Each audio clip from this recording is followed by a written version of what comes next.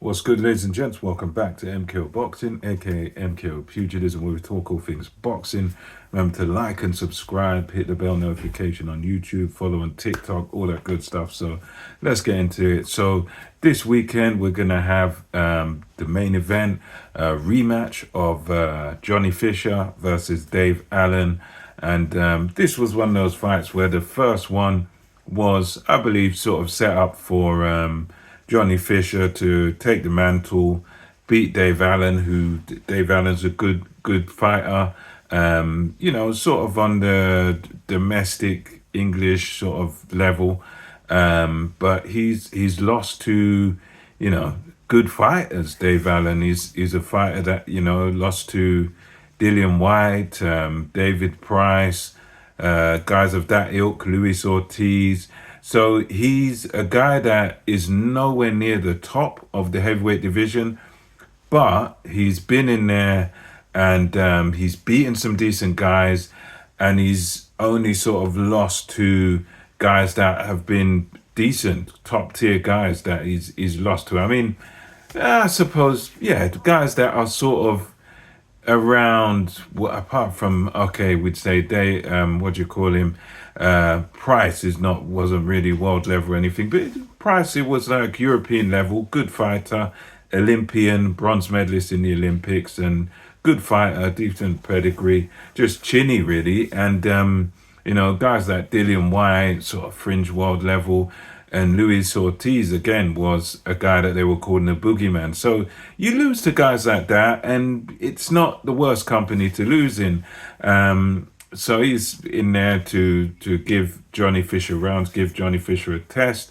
It turned out that the way the fight went was Johnny Fisher had to go through hell in that fight, down and everything. And he, in the eyes of most people, most observers, including myself, we, thought that Dave Allen did enough to win that first fight, but the decision went to Johnny Fisher. Johnny Fisher, he did okay. He did have his moments, but he got dragged into a brawl, and it just wasn't.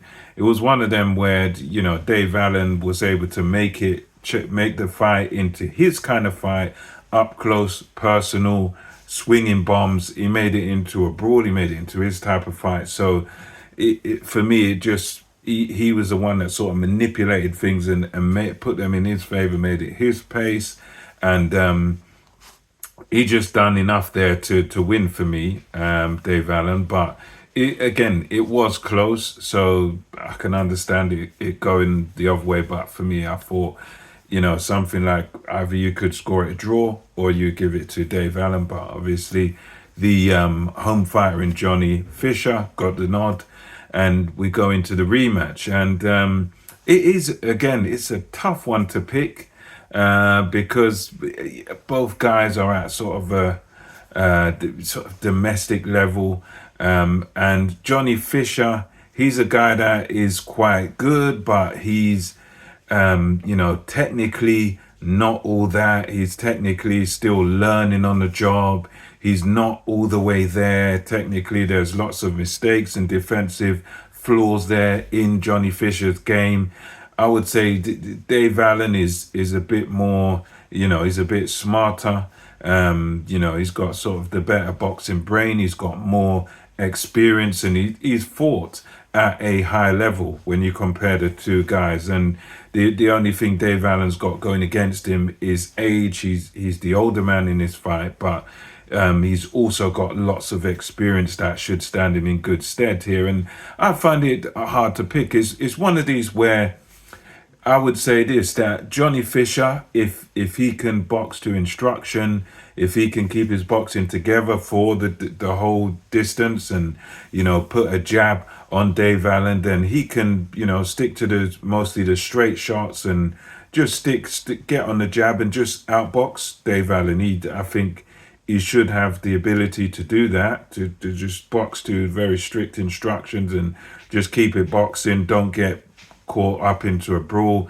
Don't engage too much with Dave Allen. Just keep it long. If he can do that, then he can win the fight. But the last fight sort of showed that he finds that very hard to do. Because he last fight he got dragged into Dave Allen's type of fight, which was an all-out brawl.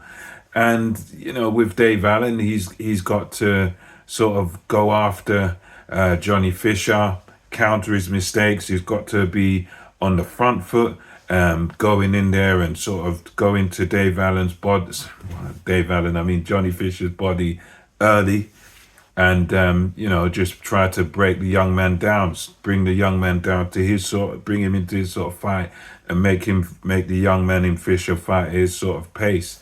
And it's just a question of that, really, once again, like whose game plan is going to prevail here. And for me, I ever so slightly edge towards Dave Allen. For me, I think Dave Allen, provided that he's fit and provided that he's, they've reviewed and they've watched the last fight carefully. I think Dave Allen has got enough to sort of drag Johnny Fisher into a brawl, into a toe-to-toe slugfest. And I think Dave Allen's clever enough up close to be able to either stop Johnny Fisher late or take it on points. I think most likely he could stop Johnny Fisher very late here. I mean, there's a bit of doubts over his gas tank, so I suppose it's more likely Dave Allen on points.